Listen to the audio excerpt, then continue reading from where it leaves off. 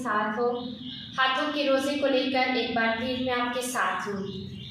तीमारदारी एक ऐसी वैल्यू है, एक ऐसी कदर है जिसके ज़रिए हम अपना प्यार, अपनी केयर दूसरों के साथ एक्सप्रेस कर सकते हैं।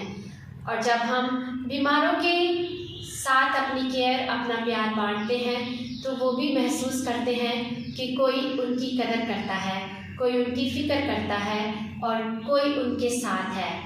आज का दिन हम यूँ गुजारेंगे कि हम अपने हाथों की खिदमत उन बीमारों के लिए, उन लाचारों के लिए ऑफ़र करेंगे जिनको हमारी ज़रूरत है, ताकि वो भी ज़िंदगी की तरफ वापस लौट सकें। वो जो अपनी ज़िंदगी में बीमारी से जंग लड़ रहे हैं, हम एहसास दिलाएंगे कि हम उनके साथ हैं।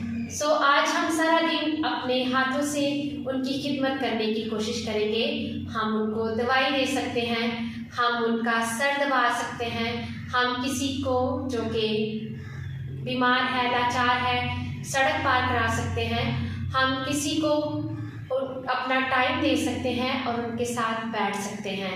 यूँ आज हम अपने हाथों की खिदमत उनके लिए पेश करेंगे और उनको ज़िंदगी की तरफ वापस लाने की कोशिश करेंगे। Thank you so much.